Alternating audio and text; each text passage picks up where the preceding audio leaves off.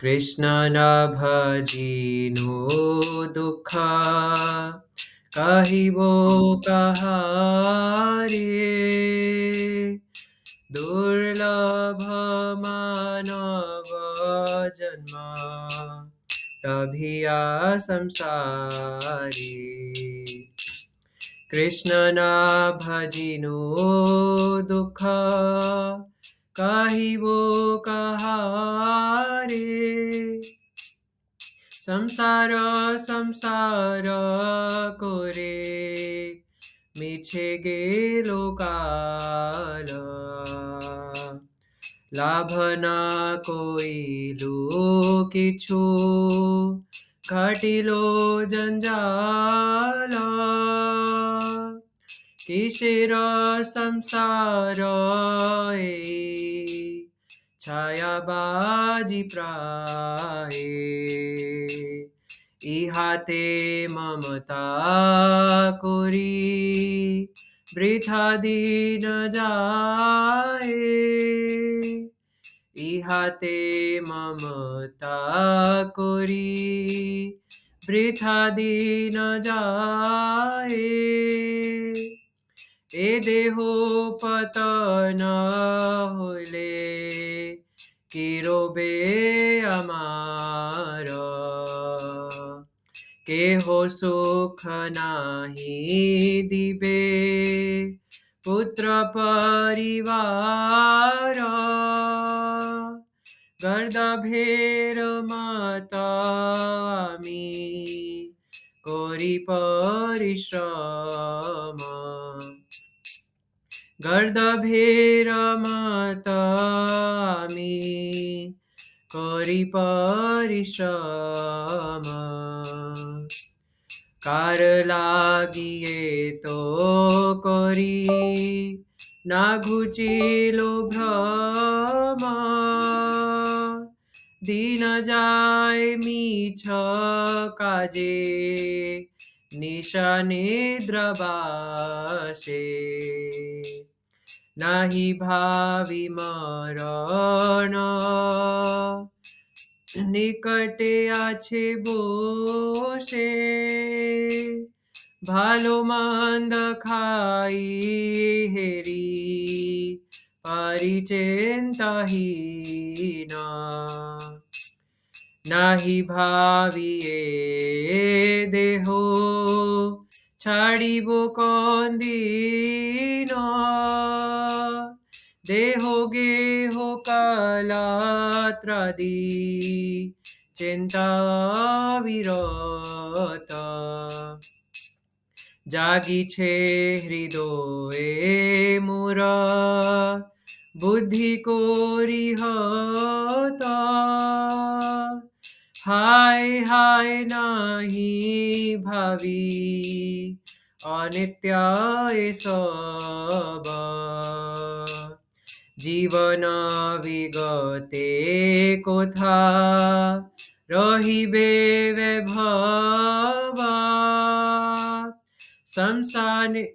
শমশানে শরীর মম পড়িয়া রহিবে শমশানে শরীর মম পড়িয়া রহিবে বিহঙ্গ পতঙ্গ তায়ে বিহার করিবে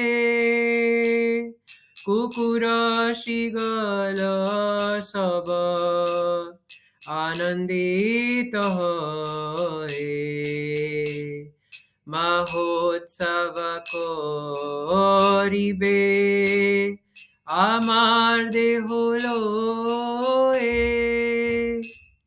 যে দেহের গতি তার অনুগত সংসার বৈভব আর বন্ধুজন যত অতএব মায়া মোহ ছাড়ি বুদ্ধিমান नित्यतत्त्व कृष्ण भक्ति करुणा संधाना दुर्लभ मानव जन्म लभिया संसारे दुर्लभ मानव जन्म लभिया संसारे कृष्ण ना भजिनो दुख कहिबो कहारे कृष्ण न भजिनो दुख कहिबो कहारे हरे कृष्णा कृष्ण कृष्ण हरे हरे हरे राम राम राम हरे हरे हरे कृष्ण कृष्ण कृष्ण हरे हरे हरे राम राम राम हरे हरे हरे कृष्ण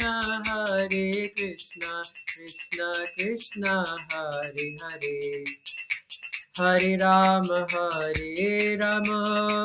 राम राम हरे हरे जय कृष्ण बलराम कृष्ण बलराम जय वृंदावन धाम जय कृष्ण बलराम कृष्ण बलराम जय वृंदावन धाम जय ललिता विशाखा जय राधे श्याम ललिता विशाखा जय राधे श्याम जय ललिता विशाखा जय राधे श्याम ललिता विशाखा जय राधे श्याम जय गौरानिताय जय गौरानिताय जय गौरानिताय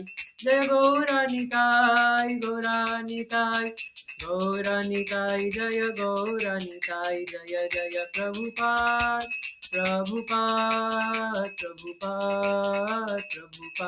जय जय प्रभुपाद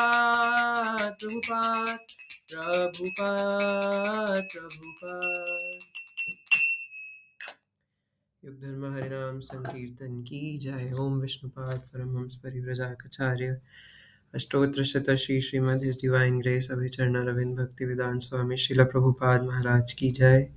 जय ओम नित्य लीला प्रविष्ट ओम विष्णुपाद परमहंस परिव्रजाचार्य अष्टोत्र शत श्री श्रीमद शिल भक्ति सिद्धांत सरस्वती ठाकुर प्रभुपाद की जय। श्री श्री राधे श्याम सुंदर की जय। अनंत कोटि वैष्णव भक्त वृंद की जय। ओके, तो ये वैष्णव सॉन्ग है शिला भक्ति विनोद ठाकुर महाशय के द्वारा। तो आज हम इसको बाद में डिस्कस करेंगे क्योंकि ये हमारे जो हमने भागवतम का श्लोक लिया है ना, उसमें समझने में हमारी हेल्प करेगा। तो पहले हम भागवतम से पढ़ेंगे दूसरे स्कंद का दूसरे अध्याय का 6वां श्लोक है ना। तो श्लोक दोहराएंगे। पहले मंगलाचरण। ओम नमो भगवते वासुदेवाय। ओम नमो भगवते वासुदेवाय। ओम नमो भगवते वासुदेवाय। नारायणं नमस्कृत्य नरं चैव नरोत्तमं देवीं सरस्वतीं व्यासं ततो जयमुदीरयेत्।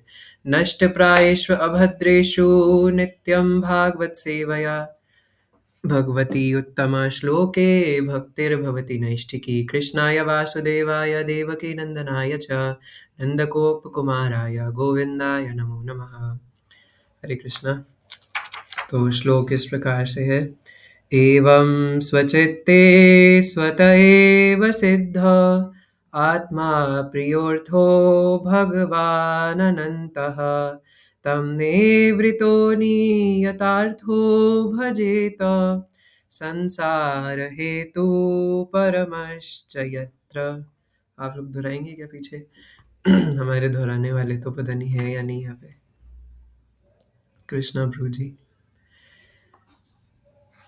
ओके, तो आप लोग कुछ प्रतिक्रिया नहीं दे रहे, तो मैं ये दोहरा लेता हूँ फिर। एवं स्वचित्ते स्वत एव सिद्ध आत्मा प्रियोर्थो भगवान् अनन्तः तं निवृतो नियतार्थो भजेत संसार हेतु परमाश्च यत्र। ऐसा हमारे भक्त लोग बताते हैं कि श्रीमद् भागवतम के श्लोकों को सिर्फ गाने मात्र से हमारे जीवन में हमें कृष्ण चरण कमलों की प्राप्ति होती है ना। अब अगर भले समझ में ना भी आए तो भी मनुष्य को इस प्रकार स्थिर होकर श्री भगवान की सर्वशक्तिमत्ता के कारण अपने हृदय में स्थित परमात्मा की सेवा करनी चाहिए। चूंकि वे सर्वशक्तिमान भगवान सनातन एवं असीम है, अतएव वे जीवन के परम लक्ष्य हैं और उनकी पूजा करके मनुष्य बद्ध जीवन के कारण को दूर कर सकता है। प्रभुपाद कहते हैं, जैसा कि श्रीमद् भगवत गीता में पुष्टि की गई है, पूर्ण पुरुषोत्तम भगवान श्री कृष्ण सर्वव्यापी परमात्मा है। अतएव जो योगी है वह केवल उन्हीं की पूजा कर सकता है, क्योंकि वे कोई ब्रह्म नहीं है अपितु एक तथ्य है। प्रत्येक जीवित प्राणी किसी न किसी की सेवा में लगा हुआ है। जीव की स्वाभाविक स्थिति सेवा करने की है, किंतु माया के वातावरण में या अस्तित्व की बद्ध अवस्था में बद्ध जीव ब्रह्म की ही सेवा करने की सोचता है। बद्ध जीव अपने नश्वर शरीर, अपने शारीरिक संबंधियों जैसे पत्नी तथा बच्चों एवं शरीर तथा शरीर के संबंधों यथा घर, भूमि, संपत्ति, समाज तथा देश के पालन हेतु आवश्यक वस्तुओं की सेवा करने में अपने आप को लगाता है, लेकिन उसे इसका पता नहीं रहता कि यही सारी सेवा नितांत भ्रामक है। इसके पूर्व हम कई बार बता चुके हैं कि भौतिक जगत स्वयं ही एक भ्रम है। मरुस्थल की मृग मरीचिका के समान है। मरुस्थल में जल का भ्रम होता है और मूढ़ पशु ऐसे भ्रम के शिकार होकर मरुस्थल में पानी के लिए दौड़ लगाते हैं। यद्यपि वह पानी नाम मात्र भी नहीं होता, लेकिन चूंकि मरुस्थल में जल नहीं होता, अतएव कोई यह निष्कर्ष नहीं निकालता कि पानी जैसी वस्तु होती ही नहीं है। क्या बोले कि मरुस्थल में, रेगिस्तान में जल नहीं होता, लेकिन इसका यह मतलब नहीं कि जल एग्जिस्ट ही नहीं करता। बुद्धिमान मनुष्य अच्छी तरह जानता है कि जल होता तो है, लेकिन समुद्रों और महासागरों में होता है, किंतु ऐसे विशाल जलागार मरुस्थल से बहुत दूर होते हैं। अतः मनुष्य को जल की खोज समुद्र के निकट करनी चाहिए, ना कि रेगिस्तान में। हम में से प्रत्येक व्यक्ति जीवन के असली सुख अर्थात नित्य जीवन, नित्य या असीम ज्ञान तथा अमर आनंदमय जीवन की खोज में लगा हुआ है, किंतु जिस मूढ़ व्यक्ति को वास्तविकता का ज्ञान नहीं है, वह जीवन के सत्य को ब्रह्म में ढूंढता है। ये निराकार ब्रह्म वाला ब्रह्म नहीं है, इल्यूजन वाला ब्रह्म है ना। यह भौतिक शरीर शाश्वत काल तक स्थिर नहीं रहता और इस क्षणिक शरीर से संबंधित सारी वस्तुएं यथा पत्नी, संतान, समाज तथा देश भी शरीर के बदलने के साथ साथ परिवर्तित होते रहते हैं। यही संसार अर्थात जन्म, मृत्यु, जरा तथा व्याधि का पुनरावर्तन कहलाता है। हम जीवन की इन सारी समस्याओं का हल ढूंढना तो चाहते हैं, लेकिन हमें वह रास्ता ज्ञात नहीं है। यहाँ पर यह सुझाव दिया गया है कि जो भी जीवन के इन क्लेशों यथा जन्म, मृत्यु, जरा तथा व्याधि के पुनरावर्तन से छुटकारा पाना चाहता है, उसे परम भगवान की ही पूजा करनी चाहिए, अन्य किसी की नहीं। जैसा कि श्रीमद् भगवत गीता में भी सुझाव दिया गया है, यदि हम सचमुच अपने बद्ध जीवन का अंत करना चाहते हैं, तो हमें भगवान श्री कृष्ण की पूजा करनी चाहिए, जो अपने अंश रूप समस्त जीवों पर सहज स्नेह के कारण प्रत्येक जीव के हृदय में विद्यमान है। भगवत गीता 18.61। स्वाभाविक है कि माता की गोद का बालक अपनी माता से आसक्त होता है और माता भी बालक से आसक्त रहती है, किंतु जब बालक बड़ा हो जाता है और परिस्थितियों से घिर जाता है, तो वह क्रमशः माता से विलग होता जाता है। यद्यपि माता चाहती रहती है कि बालक उसकी कुछ न कुछ सेवा करे, वह स्वयं भी उस बालक के प्रति समान रूप से वत्सल रहती है, भले ही बालक भूल गया हो। इसी प्रकार चूंकि हम श्री भगवान के अंश हैं, श्री भगवान हम पर सदैव वत्सल रहते हैं और चाहते रहते हैं कि हम उनके धाम वापस जाएं, किंतु हम ऐसे बद्ध जीव हैं कि उनकी चिंता नहीं करते और भ्रामक शारीरिक बंधनों के पीछे दौड़ते रहते हैं। अतएव हमें चाहिए कि हम संसार के सारे भ्रामक बंधनों को तोड़ दें और श्री भगवान की सेवा करके उनसे पुनः मिलने का प्रयत्न करें, क्योंकि वे ही अंतिम सत्य हैं। वास्तव में हम उनके लिए उसी प्रकार ललायित रहते हैं जिस प्रकार बालक माता को ढूंढता रहता है, और पूर्ण पुरुषोत्तम भगवान को ढूंढने के लिए हमें कहीं दूर नहीं जाना है, क्योंकि वे तो हमारे हृदयों में विद्यमान है। किंतु इसका अर्थ यह नहीं है कि हम पूजा स्थलों पर यथा मंदिरों, गिरजाघरों तथा मस्जिदों में न जाएं। पूजा के ये पवित्र स्थल भी श्री भगवान से युक्त होते हैं, क्योंकि श्री भगवान तो सर्वव्यापी हैं। सामान्य व्यक्ति के लिए ये पवित्र स्थान ईश विज्ञान सीखने के केंद्र हैं। जब मंदिर कर्म शून्य हो जाते हैं तो लोगों की रुचि ऐसे स्थानों में नहीं, जिससे सामान्य जनता धीरे धीरे ईश्वर विहीन हो जाती है और ईश्वर विहीन सभ्यता का उदय होता है। ऐसी नारकीय सभ्यता से जीवन की समस्याओं में कृत्रिम तौर पर बढ़ोतरी होती है और लोगों का जीवन असह्य हो जाता है। ऐसी ईश्वर विहीन सभ्यता के मूर्ख नेता भौतिकवाद के पेटेंट ट्रेडमार्क के अंतर्गत ईश्वर विहीन जगत में शांति तथा समृद्धि लाने की विविध योजनाएं बनाते हैं। चूंकि ऐसे प्रयास भ्रामक ही होते हैं, अतएव लोग एक एक करके अयोग्य और अंधे नेताओं को चुनते हैं, जो किसी भी तरह का समाधान प्रस्तुत करने में अक्षम रहते हैं। यदि हम ईश्वर विहीन सभ्यता की इस असंगति को दूर करना चाहते हैं, तो हमें श्रीमद् भागवतम जैसे शास्त्रों के नियमों का पालन करना चाहिए और श्रील सुखदेव गोस्वामी जैसे व्यक्ति के आदेश का पालन करना चाहिए, जिन्हें भौतिक लाभ का कोई आकर्षण नहीं होता। हरे कृष्णा। तो इसका पॉपट थोड़ा बड़ा था। तो हमें कई दिन हो चुके थे श्रीमद् भागवतम पर कुछ चर्चा करें। हालांकि मैं कोई भागवत कथावाचक नहीं हूँ, है ना। आज मैं इसमें पढ़ रहा था, तो यहाँ पे इसी अध्याय के एक श्लोक के अंदर शिला प्रभुपाद पॉपट में कह रहे थे कि किसी को तब तक भागवत वाचन नहीं करना चाहिए जब तक वो इंद्रिय तृप्ति से, अनर्थों से मुक्त ना हो।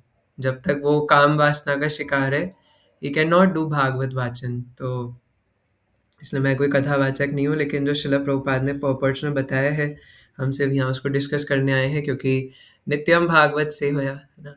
तो हमारा बहुत समय हो चुका था भागवतम पे कुछ चर्चा किए। अंतिम बार हमने इसी अध्याय का दूसरा श्लोक पढ़ा था, अतः कविर नामसु वाला श्लोक। तो आई होप आप में से कोई एक दो भी जिन्हें याद हो तो अच्छा है। तो आज ये वाला श्लोक है, इस अध्याय का बैकग्राउंड है, इस अध्याय का नाम है हृदय में श्री भगवान। तो शुरुआत में सुखदेव गोस्वामी परीक्षित महाराज को बताते हैं कि ब्रह्मा जी को जब भगवान ने ज्ञान डाउनलोड करा उनके हृदय में सॉरी, तो ब्रह्मा जी उसे भूल गए थे, है ना। तो ब्रह्मा जी को उसको 3 बार रिवीजन करना पड़ा। पहले भगवान ने बताया, फिर ब्रह्मा जी ने सुना, फिर नोट्स बनाए होंगे, उसके बाद फिर समरी बनाई, है ना। तो इस प्रकार से ब्रह्मा जी ने भी नोट्स बनाए होंगे। तो इस प्रकार ब्रह्मा जी को दोबारा भगवान का विराट रूप देख करके, और जो पुनः उनकी विस्मृति थी वो आई, है ना। पुनः उनकी जो स्मृति थी वो आई, जो वो भूल चुके थे ज्ञान सारा। तो भगवान के विराट रूप पर ध्यान लगाने के कारण ब्रह्मा जी को वो फिर से याद आया। तो हमने ये पढ़ा था उस दिन भी, कुछ दिन पहले ही, है ना, सिर्फ पढ़ा था कि कैसे सुखदेव गोस्वामी बता रहे थे कि सोने के लिए विस्तृत भूखंड पड़े हैं ना, और अगर तकिया चाहिए तो अपने हाथ का प्रयोग कर सकते हैं। तो हर चीज भगवान ने दी हुई है। तो इस प्रकार संसार के पीछे, संसार लाभ के पीछे भागने का क्या फायदा। तो उसी के कंटिन्यूएशन में आज के श्लोक में बहुत प्यारी बात बता रहे हैं सुखदेव गोस्वामी। एवं स्वचित्ते स्वत एव सिद्ध आत्मा प्रियोर्थो भगवान अनंतः, है ना। तो हम एक एक शब्द के ऊपर ध्यान देते हुए, एवं एवं से सुखदेव गोस्वामी बताते हैं अभी तक जो बताया उसके कंक्लूजन में, देयरफॉर, या फिर इस प्रकार, है ना, कि अब सुनो कि करना क्या है। ये सब तो चर्चा कर लिया, लेकिन अब सुनो, है ना। तो परीक्षित महाराज से कहते हैं कि इस प्रकार स्वचित्ते स्वत एव सिद्ध। स्वचित्ते मतलब मनुष्य के खुद का जो हृदय है ना, तो उसके स्वयं के चित्त में स्वत एव सिद्ध, भगवान स्वयं ही स्फुरित हो जाते हैं। भगवान स्वयं ही वहाँ पे अपने सिद्ध रूप में, परमात्मा रूप में हमेशा विद्यमान है ना। मनुष्य के खुद के हृदय में नित्य रूप से परमात्मा हमेशा विद्यमान है। वही कृष्ण, वही नंदनंदन भगवान यहाँ पे रहते हैं। आत्मा प्रियोर्थो भगवान अनंत, है ना। और वो कौन है? पहली बात तो भगवान अनंत है ना, वो अनंत भगवान है। अनंत भगवान मतलब कि शेष नहीं, है ना। भगवान अनंत है, ही इज अनलिमिटेड। और आत्मा प्रियोर्थो, तो वो जो आत्मा है, परमात्मा है, वो प्रियोर्थो यानी कि वो जीव आत्मा का अत्यंत प्रिय मित्र है। तो ये चीज पहली लाइन में बोलते हैं, है ना, कि हृदय में साक्षात परमात्मा वहीं पर विद्यमान है और वो जीवात्मा के परम मित्र हैं और अनंत है।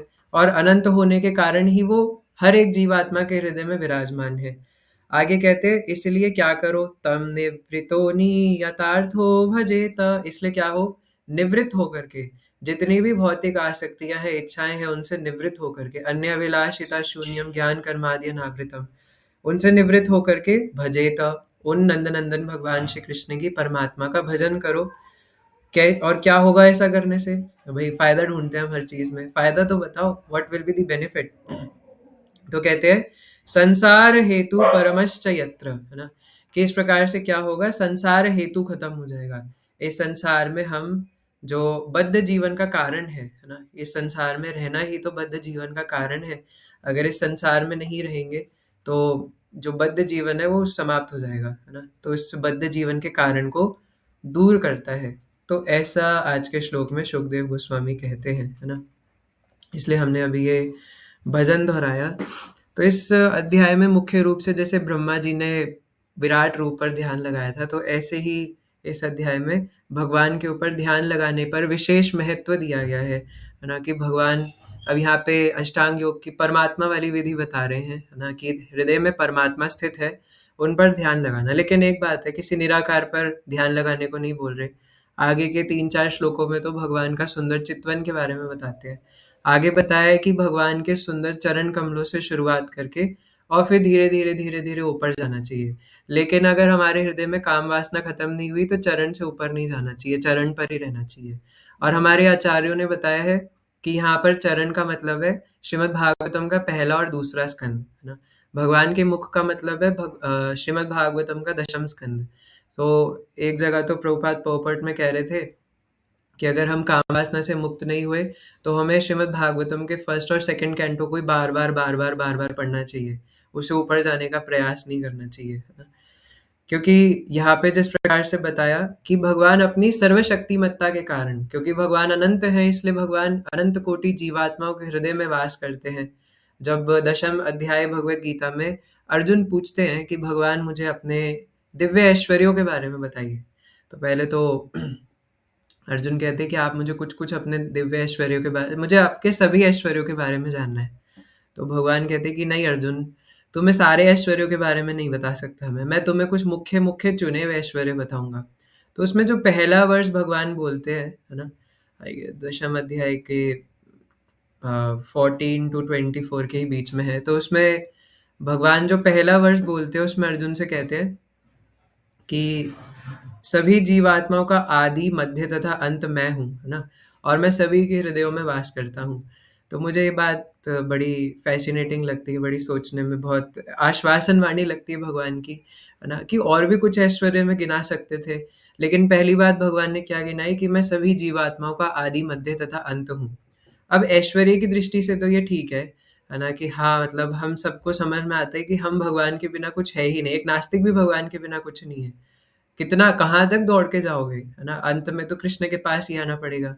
लेकिन अगर इसको स्वाभाविक कृष्ण प्रेम की दृष्टि से भी देखा जाए तो भी भगवान किस प्रकार जीवात्मा को याद दिलाने की कोशिश कर रहे हैं कि भाई मैं तुम्हारा हूँ, तुम मेरे हो। I am your best friend, I was your best friend and I will always remain your best friend.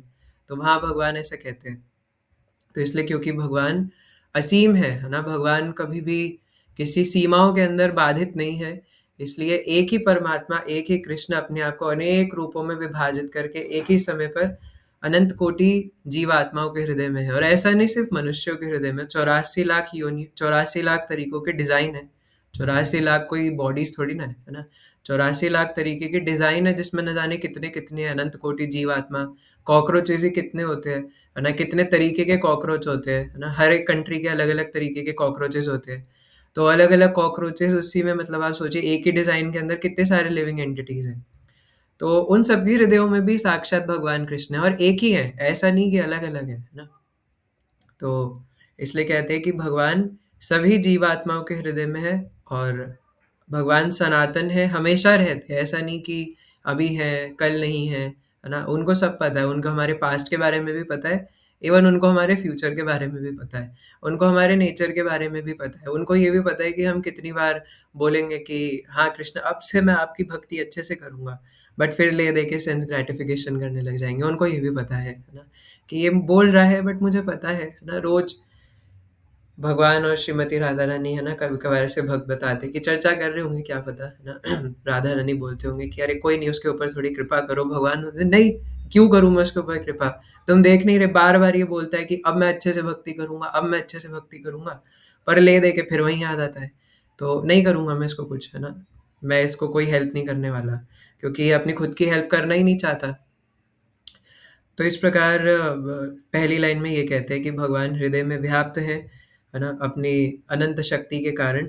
और फिर आगे कहते हैं कि चूँकि वे सर्वशक्तिमान भगवान सनातन एवं असीम है, वही बात, अतएव वे जीवन के परम लक्ष्य हैं, है ना? इसलिए भगवान हमारे अल्टीमेट गोल है। ये जो अर्थ श्लोक वर्ड था ना, तम निवृत्तो नियतार्थो और नियता अर्थो, है ना? इसका मतलब है कि वही जीवन के अंतिम लक्ष्य है। अल्टीमेट गोल इज़ कृष्णा, है ना? अंत में भगवान का स्मरण हुआ कि नहीं, अंते नारायण स्मृति, है ना? तो ये हुआ कि नहीं हुआ, बस इसी बात पे हमारा पूरा जीवन टिका हुआ है।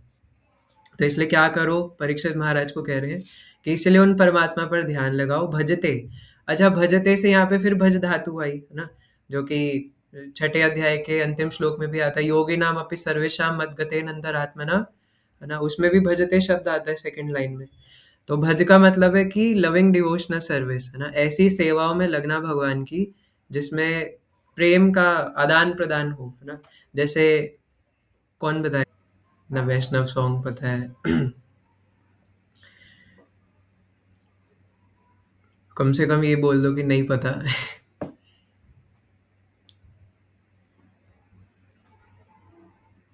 तो ऐसी एक सेवा है ना, जो कि भगवान की डायरेक्ट प्रेम का आदान प्रदान है, वो है डीटी वर्शिप, है ना? भले ही हम लोग इसके ऊपर चर्चा नहीं करते, बट शिला प्रभुपाद ने इसके ऊपर बहुत अ, विशेष महत्व दिया है ना? विग्रह सेवा। तो विग्रहों को सुंदर रूप से सजाना, उनको नहलाना, उनका श्रृंगार करना, उनकी स्तुति गाना, उनके लिए सुंदर-सुंदर भोग बनाना, है ना?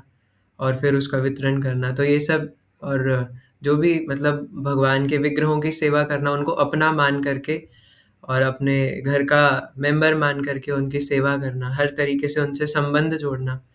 तो ये एक ऐसी भगवान से सेवा है ना? जिससे हम डायरेक्ट भगवान के साथ जुड़ सकते हैं, है ना? हरिनाम के द्वारा। हरिनाम भी डेटी वर्शिप में इम्पोर्टेंट है। तो इसलिए विग्रह सेवा एक ऐसी सेवा है ना? हमने 9वें स्कंद भागवत से भी चर्चा किया था कि हमारी सेवाएँ भक्ति में तपस्यामयी होनी चाहिए, तपस्या युक्त, जिसमें कुछ फिज़िकल सर्विसेज़ हो, है ना? शिला हरिधर महाराज कह रहे थे कि जो सिर्फ़ सिर्फ़ ऐसे नहीं चलेगा कि मैं सिर्फ़ प्रचार करना चाहता हूँ, मैं सिर्फ़ जा कर के बड़ी-बड़ी बातें करूँगा, कथा करूँगा, है ना? तो फ़िज़िकल सेवा जब तक कोई नहीं कर रहा, तो वो कथा कैसे करेगा? कोई रियलाइज़ेशन तो चाहिए ना कथा बोलने के लिए, है ना?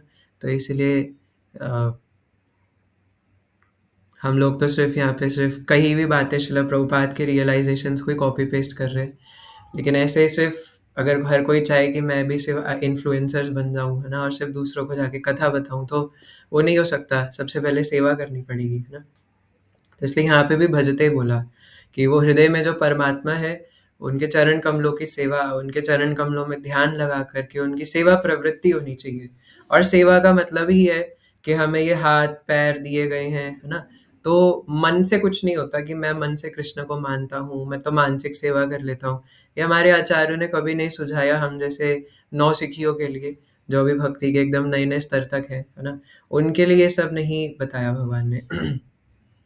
सॉरी, आचार्यों ने। तो इसलिए कहते हैं उनकी पूजा करके मनुष्य क्या कर सकता है, बद्ध जीवन के कारण को दूर कर सकता है। कि इस पूरे अध्याय में हम देखते हैं कि अभी अगले श्लोक में भी बताएँगे सुखदेव गोस्वामी कि मृत्यु अवश्यम भावी है। भगवद गीता के दूसरे अध्याय में भी भगवान ने बोला कि मृत्यु अवश्यम भावी है ना? और ब्रह्मा जी को जब ये ज्ञान बताया था भगवान ने, लेकिन ब्रह्मा जी भूल गए थे बार-बार। तो ब्रह्मा जी ने बाद में फिर इसके ऊपर पूरा समरी लिखे, दोबारा से पढ़ा, दोबारा से जाना, और उसके बाद ब्रह्मा जी कॉन्क्लूज़न में एक ही बात बताते हैं, है ना? जो उन्हें समझ में आई। और वो क्या है? अनादिर-आदिर गोविंद सर्व कारण कारणम, है ना? कि भगवान कृष्ण ही सभी कारणों के कारण हैं, तो इसलिए उन्हीं की सेवा करना अल्टीमेट पर्पस है, बस। यही बात है, एज़ इट इज़, है ना? और दूसरी बात क्या है कि मृत्यु अवश्यंभावी है, मृत्यु आएगी ही आएगी।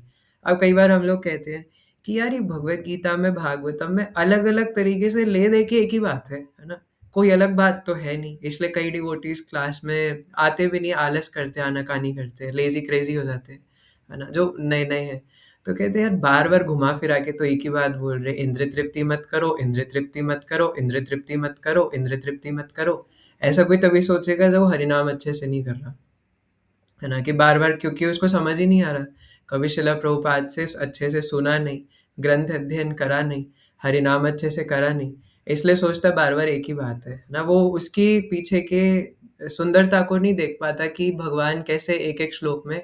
अब आप एक बात बताइए, संसार में भी तो जो युवक युवतियां हैं वो बार बार एक दूसरे को एक ही चीज रिपीट करते रहते हैं, उनको उसी में मजा आता है, I love you I love you, रोज रोज I love you I love you I love you. वो बोर नहीं हो रहे, लेकिन हम ग्रंथ अध्ययन करके बोर हो गए कि बार बार एक ही बात है। उसको भी इस नजर से देखा जा सकता है ना कि भगवान कृष्ण हमसे संबंध के द्वारा बार बार एक ही चीज याद दिलाए जा रहे हैं कि तुम मेरे हो और मैं तुम्हारा हूँ, बस। I am Krishna's and Krishna is mine, है ना। और सिर्फ कृष्ण के लिए हूँ, कृष्ण के अलावा और किसी के लिए नहीं हूँ, और ना कोई मेरा है, वो सब भी कृष्ण के हैं, सब कृष्ण के हैं, मैं भी कृष्ण का हूँ, है ना। तो ये चेतना आ नहीं रही है। अच्छा ठीक है, चलो मान लिया कि बार बार एक ही बात रिपीट करी जा रही है ना, वो तो है ही, है ना। बार बार वही कि इंद्र तृप्ति मत करो, इंद्र तृप्ति मत करो, कृष्ण की भक्ति करो, कृष्ण की भक्ति करो, इंद्र तृप्ति मत करो, कृष्ण की भक्ति करो। बार बार ले दे के घुमा फिरा के अलग अलग तौर तरीकों से एक ही बात बताई जा रही है।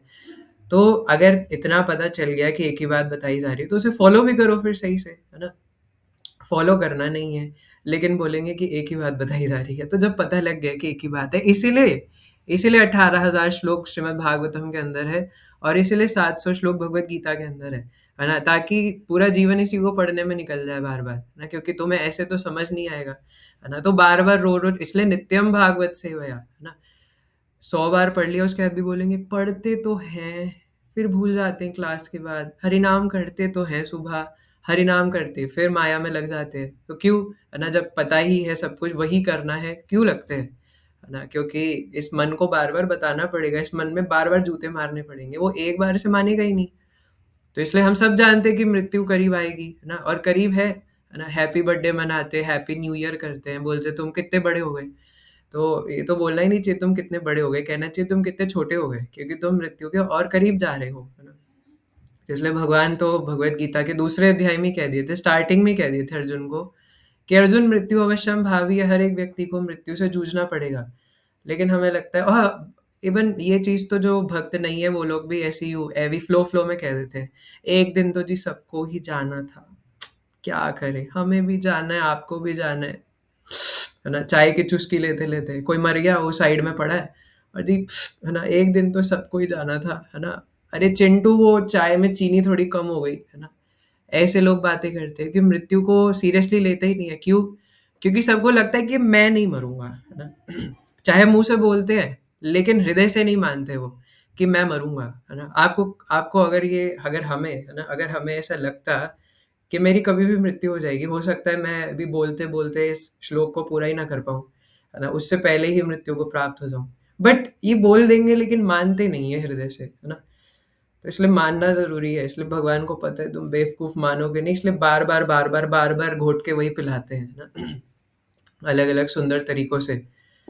तो यही दिक्कत की बात है कि हम मानने को तैयार नहीं है कि हम भी मरेंगे, है ना। मूर्ख जीवात्मा, है ना, किसी को उठा करके अर्थी को ले जाते हैं और कहते हैं कि राम नाम सत्य है, और पूछो क्यों कह रहे हो, जी सब कह रहे तो हम भी कहते हैं, और रिवाज है, सदियों सदियों से, हजारों सालों से चला आ रहा है, राम नाम सत्य है।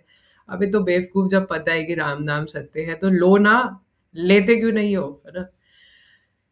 और राम नाम कैसे लेना चाहिए, भगवत गीता में क्या कहते हैं भगवान, सततम कीर्तयन्तो माम यतन्तश्च दृढ़ व्रतः, है ना, कि भगवान का नाम सतत रूप से लेना चाहिए। इसलिए भले ही हम 2 माला 4 माला कर लेते हैं, लेकिन भगवान का नाम सतत रूप से होना चाहिए, है ना। निर्धारित माला जितनी भी कर रहे हो उसके बाद भी जब समय मिले, जैसे समय मिले, तब तब भगवान का नाम मुख से निकलना चाहिए। कोई भी कार्य करते करते भगवान का नाम लिया जा सकता है। उठीते बैठीते सोईते खाईते जथा तथा नाम लो, देश काल नियम नाही सर्व सिद्धि है ना। नाम जप करने में उठने बैठने लेटने हर वक्त हम भगवान का नाम ले सकते हैं, है ना। ले नहीं सकते तो आजकल टेक्नोलॉजी इतनी फास्ट है कि सुन सकते हैं। तो हर वस्तु हर चीज करते हुए भगवान का नाम ले करके, और कोई नियम नहीं देश काल का, है ना। महाप्रभु की लीला में एक छोटा बच्चा था गोपाल नाम का, है ना। तो एक बार चैतन्य महाप्रभु और उनके एक पार्षद थे, है ना, तो वो चैतन्य महाप्रभु के साथ जो थे, तो अब सभी, है ना, महाप्रभु के साथ रह करके पूरे पूरे दिन नाम जप करते थे। उनको हरिनाम में इतना स्वाद आता था, इतना रस आता था, तो कि वो अपनी जीभ को रोक ही नहीं पाते थे, हरिनाम ही जपते रहते थे। तो जब वो वॉशरूम भी जाते थे लघु शंका के लिए, तो अपनी जीभ को दाँतों के बीच में दबा करके और स्टूल पास करने जाते थे। तो ये छोटा बच्चा था गोपाल, इसने देख लिया, है ना? ये भी बहुत बहुत उच्च कोटि के भक्त थे। और एक्चुअली ये महाप्रभु के पास बचपन से आते थे और महाप्रभु के साथ ही चिपक के बैठे रहते थे, है ना? तो इनको महाप्रभु के साथ रहना बहुत पसंद था। चैतन्य महाप्रभु को छोड़ के जाते ही नहीं थे, उन्हीं के साथ बैठे रहते थे। जबकि महाप्रभु के साथ जो उनके और पार्षद थे, सेक्रेटरी थे, तो वो बार-बार महाप्रभु को डाँटते थे। महाप्रभु को ही डाँट देते थे कि महाप्रभु आप ये क्या कर रहे हैं? है ना? लोग क्या बोलेंगे कि इनकी जो मम्मी है, वो क्या कहते हैं क्या विधवा बोलते हैं ना जिनके पति मर जाते हैं ना, तो उनके पति मर चुके हैं और समाज क्या बोलेगा, है ना? आप तो उनका उद्धार करने के लिए इस बच्चे को, अब महाप्रभु कहते हैं कि दिक्कत क्या है भाई, 3-4 साल का बच्चा है, वो कृष्ण कथा सुनने के लिए आ रहा है, उसको बैठे रहने दो। तो बोलते थे नहीं महाप्रभु, है ना? संसार क्या सोचेगा आप ये सोचिए, है ना? कि उनके पति नहीं है और आप उनके बच्चे को साथ में बिठा रहे हैं। नहीं, नहीं महाप्रभु ऐसे नहीं चलेगा। तो यही बच्चे, है ना, बाद में जो महाप्रभु के पार्षद थे इनको कहते हैं कि आपको लघु शंका जाते हुए भी अपनी जीभ को दबाने की क्या ज़रूरत है हरिनाम करते हुए? हरिनाम कोई अपवित्र थोड़ी ना होता है। जैसे लोग कहते हैं राम तेरी गंगा मैली हो गई। अरे बेवकूफ़ कहीं के, गंगा मैली नहीं होती, है ना? क्योंकि गंगा भगवान के चरणों को धोकर के आ रही है, वो परम पवित्र है ना? भगवान के चरणों को धोकर के आ रही है, भगवान के चरणों से ही निकली है। शिव जी उसे अपनी जटा में बाँध देते हैं और उसमें से कुछ बूँदें गिर के धरती पे आती है, जो हमारी वाली गंगा नदी है ना? तो जो भगवान के चरणों में से आ रही है वो कैसे मैली हो सकती है? तो इसलिए भगवान का नाम परम पवित्र है, जैसे सूर्य है ना? अब आप कचरा उछाल करके सूर्य के ऊपर डालने की कोशिश करो, तो सूर्य मैला होगा क्या? नहीं, कचरा जल जाएगा। तो इसीलिए अगर हम हरिनाम लेते हैं तो हरिनाम नहीं मैला होगा। इसलिए हरिनाम तो कहीं भी कैसे भी लिया जा सकता है। इसलिए तो जो नए लोग आते हैं हम तो उन्हें कहते हैं कि सर्दी है आप नहा नहीं सकते, अरे बिना नहाए भी नाम जप किया जा सकता है। कोई देश काल का नियम नहीं है। नहा के करो तो वो तो बेस्ट है, सोने पर सुहागा हो जाएगा। पर अगर आप नहीं कर सकते तो आप जैसे मर्ज़ी कर सकते हो। कोई सोचे मैंने अनियन गार्लिक खा रखा है ना? आप तब भी हरि नाम कर सकते हो। आप एक बात सोचो ना, जब एक मृत्युशैया को क्या बोलते हैं ना, उस अर्थी को उठा कर के ले जाते हैं, तब क्या सूतक-पातक नहीं लग रहा? तब क्या अपवित्र नहीं होते? घर आकर नहाते हैं ना? लेकिन उस समय भी तो कहते हैं राम नाम सत्य है, तब क्या भगवान का नाम मुख से नहीं निकल रहा? तो भगवान का नाम किसी भी अवस्था में कैसे भी लिया जा सकता है, कहीं पर भी। तो ये जो बच्चा था बाद में जाके वो महाप्रभु ने उनको बोला कि तुम कोई सामान्य बालक नहीं हो, तुम गुरु हो क्योंकि तुमने हरिनाम करने के विषय में शिक्षा दी है, इसलिए आज से तुम्हारा नाम गोपाल गुरु है। तो मैंने ऐसा भी सुना है, अगर मैं गलत नहीं हूँ तो, कि महाप्रभु ने अपना चरण उनके सर पे रख दिया था, है ना? और फिर आज भी मतलब कई सारे जो लीनिएजेज़ है गौड़ीय परंपरा में, वो फिर उन गोपाल गुरु जी के, मतलब जो बच्चा था बाद में महाप्रभु के पार्षद है, तो उनकी लीनिएज में चलते हुए आ रहे हैं आज के समय पर भी, है ना? तो ये गोपाल गुरु, ये वही जो महाप्रभु के साथ वो छोटा बच्चा गोपाल रहता था, है ना? सन्यासी होने के बाद पुरी में आई गेस महाप्रभु के साथ ही बैठा रहता था, है ना? तो इस प्रकार से हमें पता है कि किसी भी समय मृत्यु आ सकती है ना? हम लोग कहते हैं हरिनाम सत्य है ना? और सबसे बड़ी बात तो ये है कि अगर हमारे कोई बहुत निकट व्यक्ति या कोई जानने वाले व्यक्ति मर जाते हैं, हम कितने जल्दी बहुत वो हो जाते हैं ना, क्या कहते हैं, आश्चर्यचकित, अरे कि वो उनकी मृत्यु हो गई। जैसे अगर आप घर में आ रहे हो गली में एकदम और आपने देखा कि कहीं पड़ोस में सफ़ेद टेंट लगा है ना? घर में आते ही पूछोगे, "मम्मी, है ना, कौन क्या हो गया? कैसे हो गया? कौन गुज़र गया?" और पता चले कि पड़ोस में वो सो एंड सो लटक गए, है ना? जो कि अभी तो जानता था, 2 दिन पहले तो यहाँ हँसते-खेलते बाहर घूम रहे थे, क्या? वो चले गए, है ना? या कोई बहुत निकटतम परिवार आदि हो तो कैसे आश्चर्यचकित हो जाते हैं, है ना? और एकदम गले से खाना उतरना बंद हो जाता है अगर कोई एकदम निकटतम व्यक्ति चले गए हों। ख़ासकर किन्हीं के स्वयं के परिवार के व्यक्ति चले गए हों, है ना? माता-पिता, पुत्री आदि कोई ऐसे चले गए हों, तो कितना ज़्यादा उनको शॉक लगता है एकदम से कि क्या हो गया? कल तक तो ऐसे हँसते-खेलते बात कर रहे थे, है ना? वहाँ पे ऐसे घूमने गए थे और अचानक ही क्या हो गया? है ना? एकदम शॉक में आ जाते हैं। लेकिन 2-3 दिन बाद ले-दे के फिर वही सेंस ग्रैटिफ़िकेशन, ये क्यों नहीं सोचते कि भैया तुम भी मरोगे? जैसे वो गए हैं ऐसे तुम्हें भी जाना है। हो सकता है तुम्हारी मृत्यु उससे भी ज़्यादा भयानक हो, खतरनाक हो। लेकिन नहीं समझते, है ना? तो इसीलिए ये श्लोक बार-बार सुखदेव गोस्वामी श्रीमद् भागवतम में बार-बार बता करके हमें सत्य से अवगत कराया जाता है ना? कि मृत्यु अवश्यंभावी है और मृत्यु आ कर के रहेगी, उससे बचा नहीं जा सकता। तो जब ये पता है कि मृत्यु आएगी, है ना? अगले श्लोक में भी यही बोला कि जो इंटेलिजेंट है, जिसको पता है मृत्यु आएगी, तो वो क्यों इस संसार में फँसा हुआ है ना? पशु का काम है फँसे रहना। जैसे शिला प्रभुपाद बार-बार एक फ़ेमस एग्ज़ाम्पल देते हैं, जैसे बचर हाउसेस होते हैं, है ना? आजकल तो जो भेड़-बकरी उगाते हैं, आई मीन उनको पालते हैं, है ना? और क्या कहते हैं, स्लॉटर हाउसेस होते हैं, वहाँ पे मुर्गियों को पैदा करते हैं ना, और बहुत बहुत लंबी संख्या में, बहुत बड़ी संख्या में मुर्गों को और क्या कहते हैं, भेड़-बकरियों को, है ना, पैदावार करते हैं ताकि लोग खा सकें, है ना? तो बड़े-बड़े स्लाउटर हाउसेस में इतना टाइम तो होता नहीं कि उनको हाथ से काटें, तो आजकल तो बड़ी-बड़ी मशीनों के द्वारा और उनको एक लाइन में खड़ा कर देते हैं, है ना? और उनके सामने से चारा लगा देते हैं। तो एक-एक बकरा आगे जा रहा है, जा रहा है, जा रहा है ना? और अभी यहाँ पे अन्न आया, मतलब कुछ ग्रेन आया खाने के लिए, और आगे जाकर के उसका गला कटेगा, है ना? और जैसे अभी चौथे नंबर का बकरा है और ये इसका गला कटने वाला है, तो जो 5वां पीछे खड़ा है, उसको दिख रहा है कि चौथे नंबर वाले का गला कट रहा है ना? और कट गया, वो गया, और 5वां क्या सोचेगा कि कोई नहीं, अभी मेरे सामने पहले चारा आया है, वो खा लेता हूँ। और वो चारा खाने के चक्कर में वो आगे गया, फिर ये भी कटा। और फिर उसके बाद पीछे वाला सोचता है कि ओह हो, है ना? वो 1 सेकंड के लिए क्रंदन करता है कि ये क्या हुआ? वो वाले बकरे का गला कट गया, ये तो मेरा मित्र था। और फिर इसके सामने क्या हुआ? इसके सामने भी चारा है, छोड़ो कोई नहीं, है ना? मैं थोड़ी ना मरूँगा, और फिर ये भी चारा खाने लग जाता है। तो भगवान ने पशुओं को इस प्रकार बनाया ही नहीं है कि वो इतना समझ सके कि तुम्हारी भी मृत्यु आएगी, है ना? तो इसलिए अगर उनको भोग करने के लिए वस्तु मिलती है, तो भोग करते-करते भूल ही जाते हैं कि हमारी भी मृत्यु आएगी।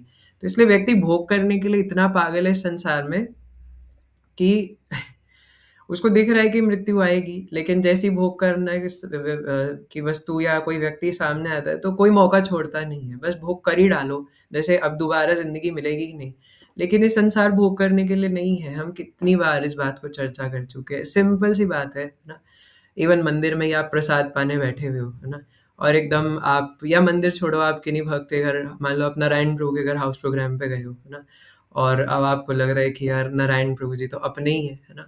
अपने मित्र हैं, इनसे क्या शर्माना। और नारायण प्रभु जी एकदम बड़ी-सी परात लाए, गुलाब जामुन से भरी हुई या काकड़ा पीठा से भरी हुई, या गुलाब जामुन, अभी गुलाब जामुन पे रहते हैं, है ना?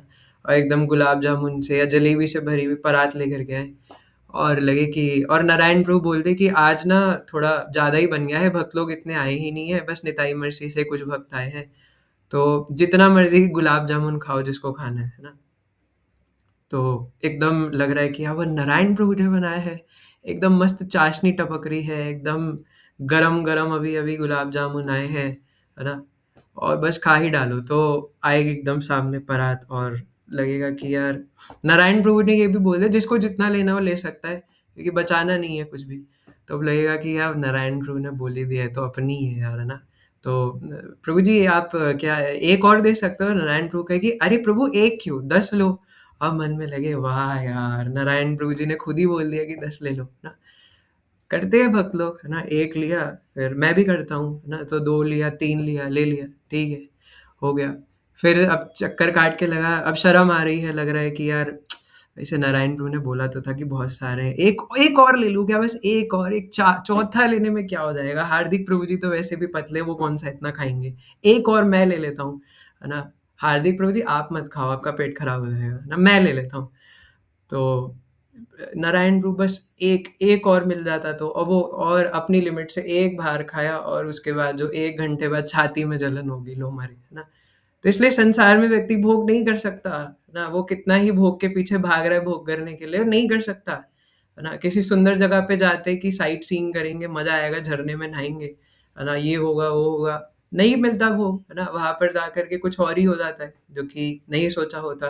सोचते हैं सुंदर वस्त्र पहन करके आनंद आएगा, एक दिन पहन लिए, दूसरे दिन करो आनंद, है ना? सुंदर सुंदर कपड़े पहनने का, शरीर में खुजली हो रही है, कभी बेल्ट को ऐसे-ऐसे कर रहे हैं, है ना? ये वो कर रहे हैं। तो खाना खा रहे हैं उसमें भी सुख नहीं है ना? कुछ ज़्यादा खा लिया तो फिर डाइजेशन की गोली लेनी पड़ती है। इसलिए व्यक्ति समझता नहीं है कि तुम्हारी भी मृत्यु आएगी, सोचते हैं हम थोड़ी ना मरेंगे, है ना? सटल माइंड की बात करो, ग्रॉसली चाहे बोल दे कि मृत्यु सबकी आएगी, लेकिन सटल माइंड से वो समझता नहीं है कि मृत्यु आएगी, सोचता है मैं थोड़ी ना मरूँगा, मैं तो गोलियाँ ले रहा हूँ, है ना? मैं तो मेडिसिन ले रहा हूँ, मैं थोड़ी ना मरूँगा अभी, और मरूँगा तो इतनी जल्दी थोड़ी ना मरूँगा, अभी तो समय ही समय है ना? तो इसलिए भोग करता है। लेकिन भोग कर नहीं सकता। जैसे यहाँ पे शिला प्रभुपाद ने एक बहुत अच्छी बात बताई है ना पोपट के अंदर, कि व्यक्ति रेगिस्तान में जल ढूँढता है, जैसे फ़ेमस एग्ज़ाम्पल है, हम कई बार कहते हैं, है ना? कि आप सभी को पता ही है कि जैसे गन्ना और बाँस दोनों एक समान होता है, उस दिन भी मैं कह रहा था।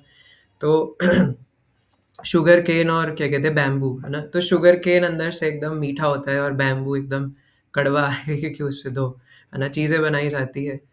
तो अब कोई व्यक्ति किसी को पता नहीं कि गन्ना और बाँस में फ़र्क क्या है? बाहर से देख कर के सोचे एक ही तो है और बाँस के खेत में घुस जा गन्ना समझ के और बाँस को चबाए और बोले ये क्या है ना? ये तो एकदम सूखा, कुछ ही नहीं है अंदर, एकदम बासी बेकार, छी यार, है ना? तो अब ये गन्ना है आध्यात्मिक जगत भगवान की सेवा और ये मटेरियल वर्ल्ड बाँस के समान है ना? तो इसलिए अ, इसलिए हम गलत जगह ढूँढ रहे हैं। वो दोनों दिखने में एक जैसे लगते हैं कि इस भौतिक जगत में भी सुख मिलेगा क्योंकि ये विकृत प्रतिबिंब है ना? स्पिरिचुअल वर्ल्ड का अपोज़िट रिफ्लेक्शन है। तो जैसे डोरेमोन में आपने देखा होगा ना वो अपोज़िट वर्ल्ड, वहाँ पे सब कुछ अपोज़िट हो जाता है ना? तो ऐसे ही स्पिरिचुअल वर्ल्ड का 100% अपोज़िट यहाँ पे हो जाता है। तो स्पिरिचुअल वर्ल्ड में 100% लव है ना? वहाँ पे 99.99% से भी काम नहीं चलता। 100.100% वहाँ पे लव ही लव है ना? कृष्ण प्रेम। तो उसका उल्टा क्या होगा? 100% लस्ट, है ना? यहाँ पे प्रेम मिलेगा ही नहीं। आप गलत जगह ढूँढ रहे हो भाई साहब, है ना? आप सुख जो है वो गलत जगह ढूँढ रहे हो। स्पिरिचुअल वर्ल्ड में 100% हैप्पीनेस है। तो यहाँ पे क्या होगा? 100% दुःख, है ना? तो आप गलत जगह दुःख ढूँढ रहे हो, सुख ढूँढ रहे हो। आपको लग रहा है कि आईफ़ोन 14, 17 प्रो मैक्स खरीद कर के सुख मिल जाएगा। आपको लग रहा है अच्छे कपड़े लेकर के सुख मिल जाएगा। ऐसे महाराज जी आजकल एक बड़ा अच्छा एग्ज़ाम्पल देते हैं। कि सुबह-सुबह आप उठे हो, है ना? और नहा कर के नींद में हो अभी भी 4 बजे मंगला आरती करने जा रहे हो, है ना?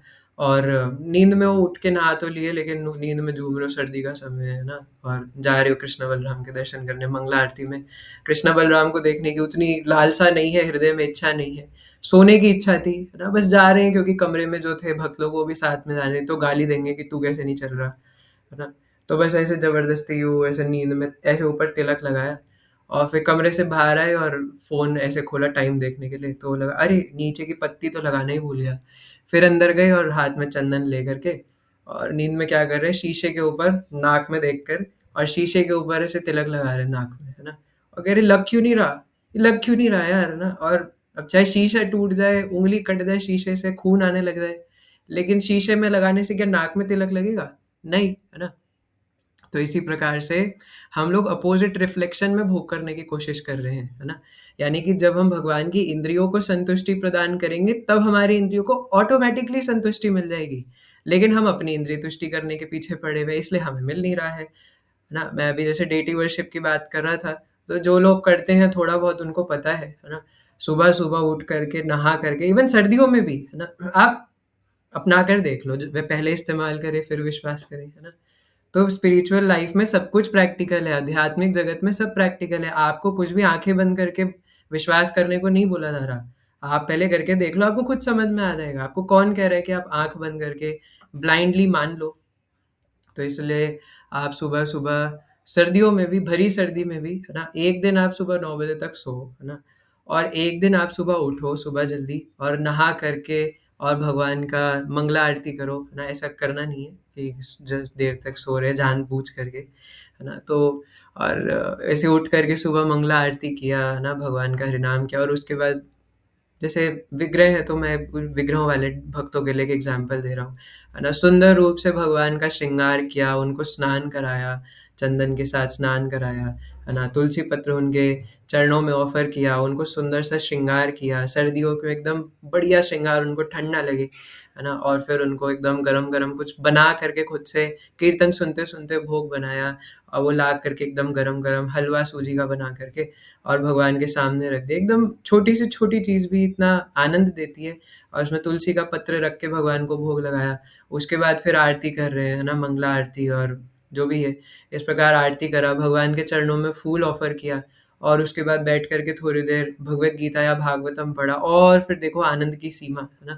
आनंदेर सीमा নাই, निरानंदेर दूरे गेलो, आनंदेर सीमा নাই, सीमा নাই, सीमा নাই, है ना? आनंद की सीमा नहीं रहेगी, है ना? आनंद की सीमा से पार हो जाएँगे, है ना?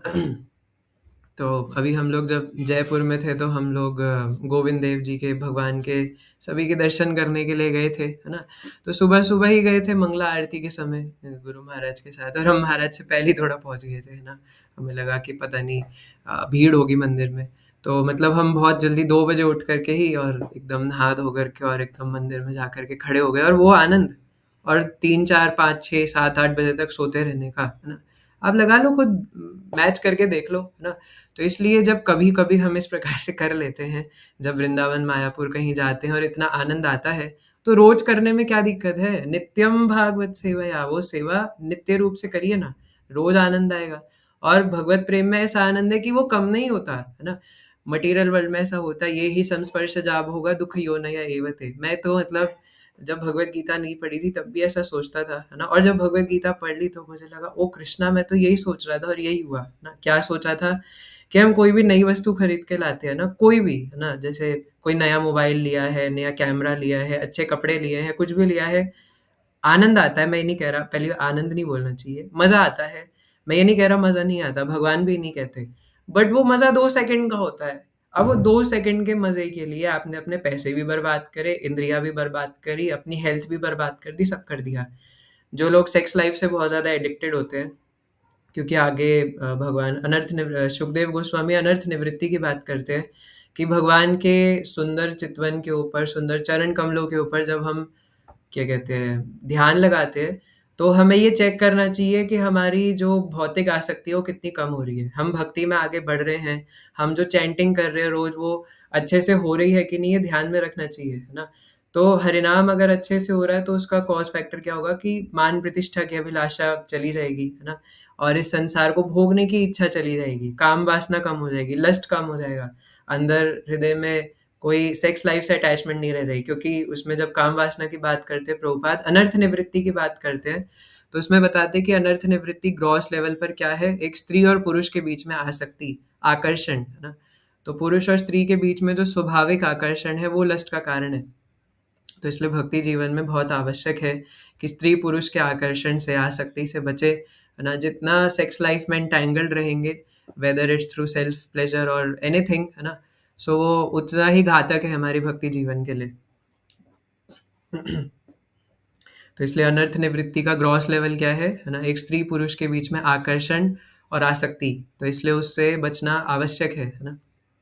यहाँ पर भी जब बोला कि निवृत्तः, है ना? हमें इस संसार को भोगने की जो अभिलाषा है उससे निवृत्त होना पड़ेगा, उससे छूटना पड़ेगा। तो वो भगवान का चिंतन करते हुए, भगवान का नाम लेते हुए ऑटोमैटिकली हो जाएगा। लेकिन ये देखने की ज़रूरत है कि नाम लेने से हो रहा है कि नहीं?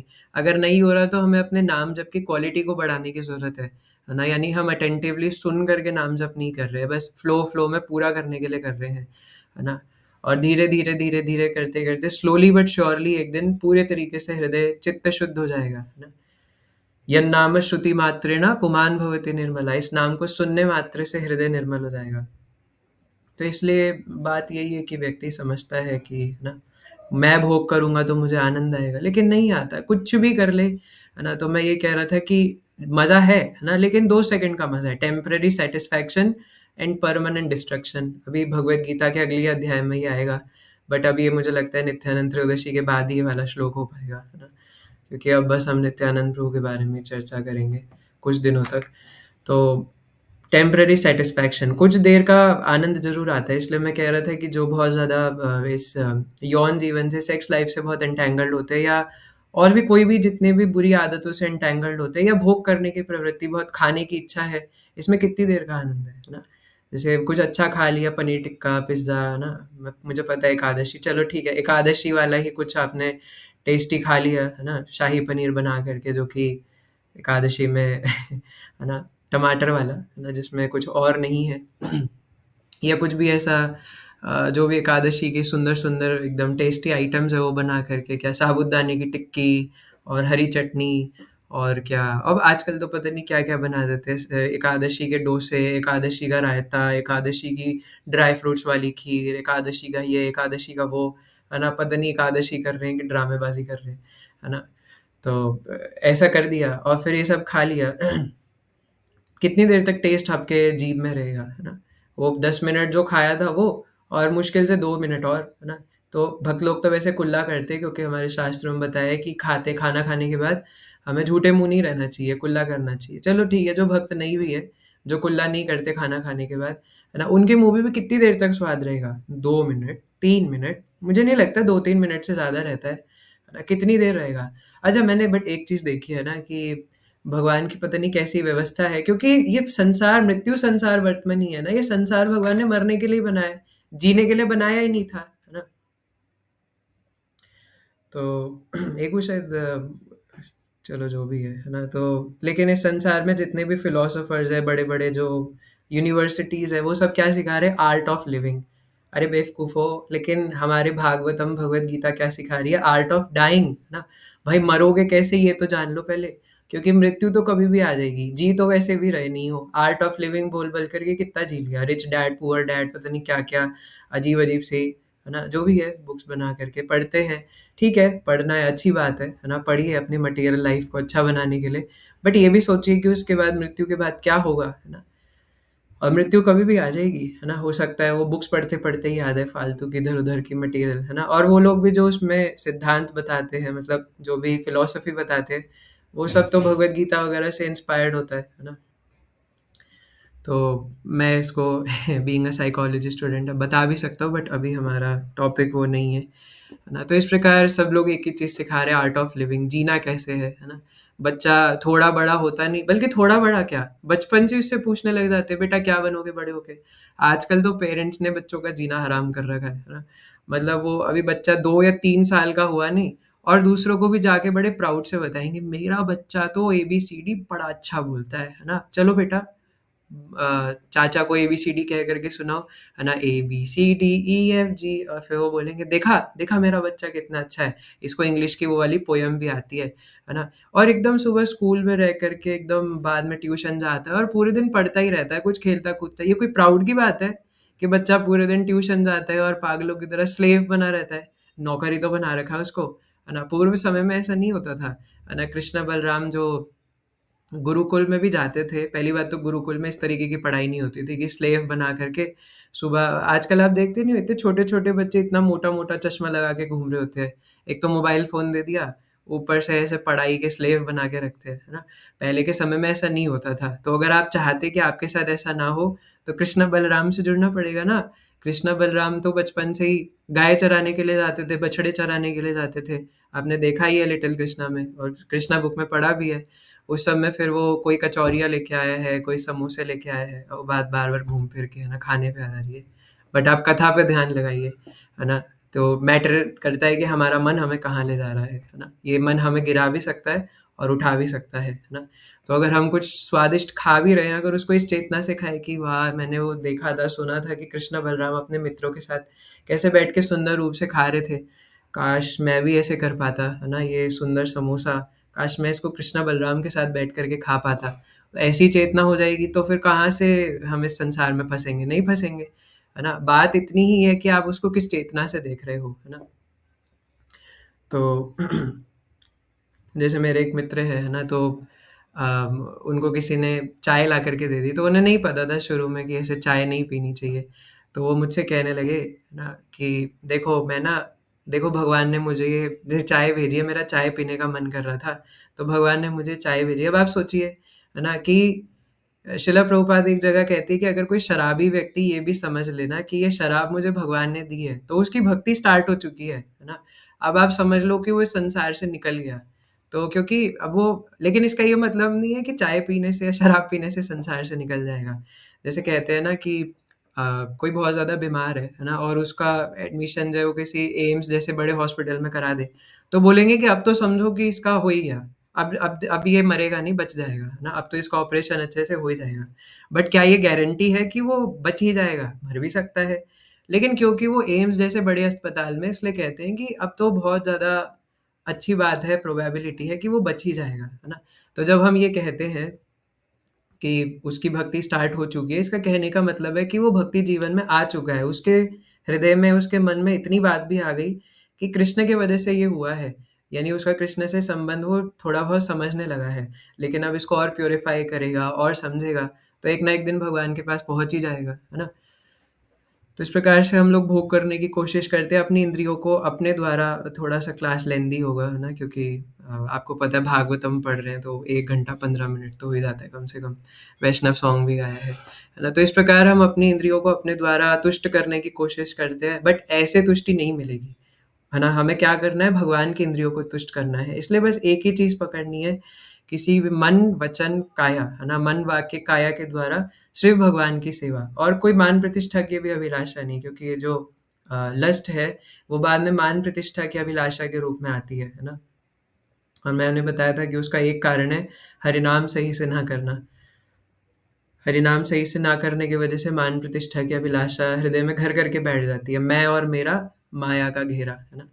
तो इसलिए भक्ति में किसी भी अवस्था में हो, ये मान प्रतिष्ठा बहुत खतरनाक है ना? तो इसके ऊपर कई सारे श्रील भक्ति विनोद ठाकुर महाशय ने भजन भी बताए हैं। तो ये बात ज़रूरी है कि बस एक ही बात पकड़नी है यहाँ पे, क्या है ना? इसलिए बोला कि वही साक्षात परम भगवान जो कि हमारे सूर्यदम सर्वभूता नाम है। यहाँ पे पहले लाइन में बोला था, आत्मा प्रियोर्थो भगवान अनंतः। वो भगवान अनंत है, असीम है, इसलिए सभी अनंत कोटि जीवात्माओं के हृदय में है। और क्या है? प्रियोर्थो, है ना? हम सभी के प्रिय हैं, हम सभी के बेस्ट फ्रेंड हैं। और भगवान को कहने में कोई शर्म नहीं आती। तो हमें ये बात कहने में क्यों शर्म आती है? धोती कुर्ता पहनने में कई लोगों को शर्म आती है। कई लोगों को तो बीट बैग दिखाने में शर्म आती है कि मैं हरिनाम कर रहा हूँ। जेब में बीट बैग डाल के और ऐसे जपा करते हैं, है ना? मैं कई बार देखता हूँ तो मैं तो मुझे थोड़ा अच्छा नहीं लगता, तो मैं डाँट भी देता हूँ कि भई ये क्या कर रहे हो? बीट बैग को यूँ ऐसे अंदर घुसा करके, चलो ठीक है, कोई ऐसे रिलेटिव्स के या पेरेंट्स के सामने है जो अनफ़ेवरेबल है। बट बाहर घूम रहे हैं, बाहर कोई रोक सकता है क्या? तुम्हारी ज़िंदगी, तुम जो मर्ज़ी करो। लोग लड़की छेड़ने में नहीं शर्मा रहे। हमारे आप दिल्ली में आइए, है ना? दिल्ली मेट्रो में खुल्लम-खुल्ला आपको सारे नज़ारे दिखेंगे उल्टे-सीधे। कोई फालतू की नेटफ्लिक्स पे मूवी देखने की ज़रूरत नहीं है। आपको जो देखना है दिल्ली मेट्रो में यूँ ही दिखेगा, है ना? तो बिना कपड़ों के लोग, उल्टे-सीधे हरकतें करते लोग, फालतू की हरकतें, यूँ मेट्रो में, है ना? मैं कई बार नाम जप करते-करते यूँ ऐसे बाहर देख रहा होता हूँ। ओह हो! राम, राम, राम क्या देख लिया, है ना? निताई, निताई, है ना? तो मतलब ऐसे ही चलता रहता है, यूँ ही आलिंगन, चुंबन सब कुछ ऐसे ही, है ना? इतने पशु समान लोग हो चुके हैं, कुत्ते-बिल्लियों के काम होते हैं। वो देखते थोड़ी है कि कोई सामने आ रहा है, दिन हो रहा है, रात हो रहा है। वो हर समय इस प्रकार लगे पड़े रहते हैं। तो पशु समान लोग हो चुके हैं, जहाँ मन किया, जैसे मन किया, वो लगे पड़े हैं, है ना? कोई सिगरेट फूँकने में किसी को शर्म नहीं आ रही। कई लोग पब्लिक प्लेसेस में फूँक रहे होते हैं। तो हमें क्या दिक्कत है पब्लिक प्लेसेस में हरिनाम करने से? है ना? और या मतलब कोई भी भगवान से जुड़ी हुई ऐसी चीज़ करने में, धोती कुर्ता पहनने में, तिलक लगा के बाहर घूमने में, है ना? क्या दिक्कत है ना? हमें प्राउड से बोलना चाहिए कि मैं कृष्ण का हूँ और कृष्ण के लिए हूँ, है ना? तो जब भगवान को बोलने में शर्म नहीं आ रही, भगवान तो कहते हैं गतिर् भर्ता प्रभु साक्षी निवासम शरणम सुहृद, है ना? मैं तुम्हारी गति हूँ, है ना? अल्टीमेट पर्पस इस जीवन में पाने का क्या है? राधा कृष्ण प्राण मोर युगल किशोर जीवने मरणे गति हारो नाहि मोर, है ना? जीवन के अंत भी और जीवन के साथ भी मेरी एकमात्र गति है इस जीवन में, क्या? राधा श्याम सुंदर, है ना? गतिर् भर्ता, है ना? भर्ता प्रभु साक्षी, भर्ता तुम्हारा भरण पोषण करने वाला मैं हूँ, तुम्हारा स्वामी प्रभु मैं हूँ, प्रभु, है ना? तुम्हारा स्वामी सब कुछ मैं ही हूँ। इस संसार में भी हमारे कई सारे स्वामी होते हैं, जो वाइव्स होते हैं वो हस्बैंड को स्वामी बोलते हैं क्योंकि वो उनका ध्यान रखते हैं, है ना? और हस्बैंड उनका हर तरीके से टेक केयर करते हैं। और फिर साक्षी, है ना? मैं साक्षी हूँ, मुझे सब पता है कि तुम क्या कर रहे हो, क्या सोच रहे हो, हरिनाम करते हुए भी तुम क्या-क्या सोच रहे हो, है ना? तुम्हारे हृदय में कितनी भौतिक इच्छाएँ भरी हुई हैं, भक्ति जीवन में आ तो गए, लेकिन अंदर से अभी भी भोग करना चाहते हो, है ना? तो उसके बाद प्रभु साक्षी, फिर निवासम, है ना? निवास, अब ये सब बहुत 9वें अध्याय में हम चर्चा कर चुके हैं, लेकिन लास्ट है शरणम सुहृद, मैं तुम्हें शरण भी प्रदान करता हूँ। और मैं ना सुहृद, मैं यही नहीं, मैं तुम्हारा बेस्ट फ्रेंड हूँ। मतलब भगवान कितने प्रेम करते हैं हमसे, कि ये नहीं कह रहे मैं तो सिर्फ तुम्हारा स्वामी हूँ, मैं तुम्हें शरण प्रदान करता हूँ, ना, है ना? क्योंकि जैसे होता है ना कि अब वो सिर्फ मम्मी-पापा हैं, अगर सिर्फ स्वामी हैं, तो उनसे थोड़ी बात करने में हिचक होगी, है ना? उनके सामने खुल कर के बात नहीं कर पाएँगे। इसलिए कभी-कभार मम्मी-पापा क्या कहते हैं कि बेटा हमें अपने मित्र के समान ही समझो, हमें बताओ कि तुम क्या बताना चाहते हो। तो ये सब वहीं से आ रहा है डाउनलोड हो कर के। इस संसार के लोगों में इतनी क्या कैपेबिलिटी कि वो अपने हिसाब से कुछ डिज़ाइन कर सकें, है ना? तो भगवान से ही आ रहा है। भगवान ही कहते हैं सबसे पहले, मैं सिर्फ तुम्हारा माता-पिता नहीं हूँ, मैं तुम्हारा मित्र हूँ, और सिर्फ मित्र नहीं हूँ, बेस्टेस्ट फ्रेंड हूँ, है ना? क्योंकि आजकल पता नहीं कितने तरीके के तो फ्रेंड बना लेते हैं, situationship friend, best friend, boyfriend, girlfriend, ये वो, है ना? लेकिन भगवान कहते हैं कि मैं तुम्हारा बेस्ट फ्रेंड हूँ। मुझे लगता है कि संसार के लोग भी जो है वो इसमें आजकल तो पता नहीं क्या चल रहा है समाज में, लेकिन वो इसमें सबसे ज़्यादा जो महत्व है वो बेस्ट फ्रेंड को देते हैं, है ना? और ये तक कहते हैं कि अरे वो मेरा बेस्ट फ्रेंड है, मैं उसी की बात सुनूंगा, क्योंकि भगवान से ही आ रहा है। भगवान को पता था तुम लोग आगे चल के क्या करोगे, इसलिए भगवान ने ये नहीं बोला मैं तुम्हारा बॉयफ्रेंड हूँ, भगवान ने ये भी नहीं बोला मैं तुम्हारा सिचुएशनशिप फ्रेंड हूँ, हिंदी में भी, इंग्लिश में भी, संस्कृत में भी। सुहृदम, है ना? सुहृद, मैं तुम्हारे हृदय के करीब हूँ, तुम्हारा अपना हूँ, है ना? तुम्हारा बेस्ट फ्रेंड हूँ मैं तुम्हारे बारे में। और वो लोग एक्सपेक्ट करते हैं, बेस्ट फ्रेंड की डेफिनेशन बताते, जैसे मैं उस दिन कह रहा था कि जो मेरे बिना कहे मेरी भावना को समझ जाए। भैया क्या उल्टे सीधे एक्सपेक्टेशन रखते हैं संसार में, है ना? मैं कुछ भी कर लूँ, है ना? ये दोस्ती हम नहीं तोड़ेंगे, तोड़ेंगे दम अगर तेरा साथ न छोड़ेंगे, है ना?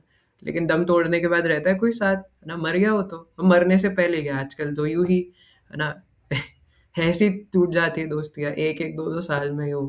दोस्ती होती क्या है पहले तो ये जानना चाहिए। तो भगवान कहते हैं मैं आपका सूर्यदम सर्वभूता नाम, है ना? सभी समस्त जीवात्माओं का, अनंत कोटि जीवात्माओं का मैं मित्र हूँ।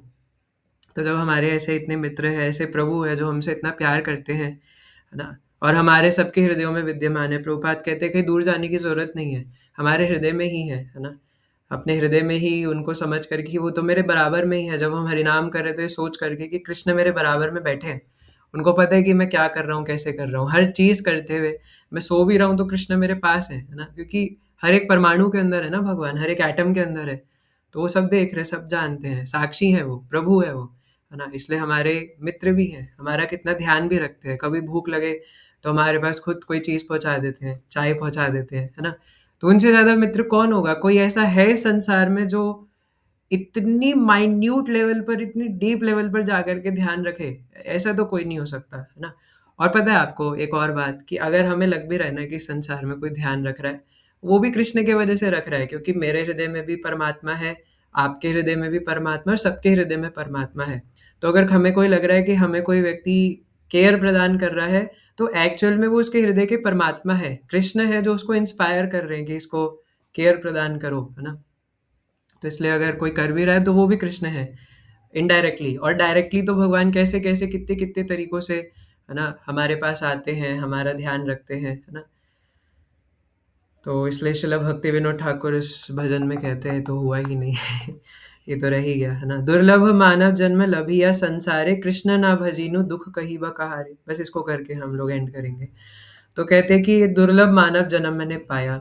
84 लाख तरीके के डिजाइन थे, है ना? जिसमें से चलो 80 लाख में तो इतनी विकसित चेतना नहीं होती, है ना? मुकुलित चेतना होती है और संकुचित चेतनाएं होती हैं, जिसको पता है 5 प्रकार की चेतनाएं होती हैं। तो उन चेतनाओं के तरीके से, मुकुलित और संकुचित चेतनाओं के वजह से, वो तो समझ नहीं पाते कि मृत्यु आएगी कभी भी, है ना? लेकिन हमें तो पता है, जो 4 लाख मनुष्य जीवन, मनुष्य योनियां है, मनुष्य डिजाइन है, हमें तो ये बात पता है, तो हम क्यों फिर दूसरे लोगों की बातों में आते हैं, है ना? तो दुर्लभ मानव जन्म पाई है, ये मनुष्य जीवन बहुत दुर्लभ है ना? बहुत मुश्किल से ये मनुष्य जीवन मिला है। तो इस संसार में दुर्लभ मनुष्य जीवन मिला, बट क्या करा मैंने? कृष्ण ना भजीनु, मैंने इस मनुष्य जीवन में कृष्ण को नहीं भजा। ऐसे ही 20 साल, 25 साल, 30 साल निकल गए, है ना? कुछ हो के लिए यहाँ पे 40 साल भी निकल चुके हैं, कुछ हो के लिए 60-65 साल भी निकल चुके हैं, है ना? तो देखिए ये कोई हंसने की बात नहीं है ना? अगर इसको सुन करके दुख हो रहा है तो दुख होना चाहिए, है ना? ये बात रोने के लिए ही है, क्रंदन करने के लिए ही है। श्रीला गौर गोविंद महाराज तो कहते हैं कि until and unless you don't cry you will not gate Krishna. जब तक आप रोएंगे नहीं, तब तक आपको कृष्ण नहीं मिलेंगे, है ना? तो ये हमारे सभी आचार्य, सभी शास्त्र इस बात को कहते हैं। भागवत भी कहता है ना? गोपियाँ भगवान की स्तुति करते हुए कहती है कि रुरुधु स्वस्वम राजन कृष्ण दर्शन लालसा। जब तक वो कृष्ण के दर्शन करने की लालसा हृदय में नहीं आएगी, वो रोना भगवान के लिए नहीं आएगा। जैसे यहाँ इस वाले श्लोक के तात्पर्य में प्रभुपाद कहते हैं कि जब बच्चा छोटा होता है तो माँ उसकी सेवा करती है, बच्चा भी बहुत मम्मी मम्मी करता है, लेकिन जब बड़ा हो जाता है तो उन्हीं मम्मी को भूल करके कोई और नई माँ ले आता है ना? दूसरी एक बहू ले आता है ना? और फिर उसी की सेवा में लगा रहता है पूरे दिन, मम्मी को भूल जाता है। या जॉब करने में, पैसा कमाने में, इसी में लग जाता है। लेकिन मम्मी चाहती है कि अभी भी वो मेरी सेवा करे, तो मम्मी फिर भी वत्सल रहती है, चाहे बच्चा भूल गया हो। तो वैसे ही भगवान भी हमारे प्रति वत्सल है, चाहे हम भूल चुके हों कि भगवान से हमारा रिश्ता है ना? और भगवान करोड़ों माँओं से भी ज़्यादा प्यार करते हैं। और फिर भी राह देखते हैं कि कभी तो मुड़ करके मेरे पास आएगा, है ना? कभी तो इसको याद आएगा कि मैं इसका था। कभी जताते नहीं है कि मैंने इतना कुछ करा। हम इस संसार में किसी के लिए एक फूल तोड़ करके भी ले आते हैं, तो 10 बार बताएँगे कि मैंने ये आपके लिए फूल तोड़ के लाया था। किसी को पानी का ग्लास भी देंगे तो भी 10 बार बताएँगे कि मैंने उस दिन, उस डेट पे, उस समय मैंने आपको पानी का ग्लास भर के दिया था और आपने क्या किया मेरे लिए, है ना? ये लेकिन भगवान ने कभी नहीं जताया कि मैंने तुम्हारे लिए ये सब करा है ना? भगवान चाहे तो हमारी ऑक्सीजन सप्लाई काट सकते हैं, भगवान चाहे तो हमें हमारे से सूर्यदेव को छीन सकते हैं, रोशनी मिलनी बंद हो जाएगी, है ना? हम जो चीटिंग कर रहे हैं भगवान के साथ सो करके, आलस करके, है ना? और भगवान की भक्ति ना करके, सोच रहे कि बहुत ज़्यादा पढ़ लिख के ज्ञानी बन जाएँगे, वो पढ़ने लिखने की शक्ति तुम्हें कौन दे रहा है? भगवान दे रहे हैं। जैसे इस संसार में कोई बच्चा हो, वो अपने मम्मी-पापा के ही पैसों से पढ़ करके और बहुत ज्ञानी बन जाए, बहुत आईआईटी करके और बहुत बड़ा इंजीनियर बन जाए और मम्मी-पापा को ही छोड़ दे। तो मम्मी-पापा के लिए क्या लगेगा, है ना? कि जिनके पैसों से पल-पोस के पढ़ाई-लिखाई किया, उन्हीं को भूल गए बेटा, है ना?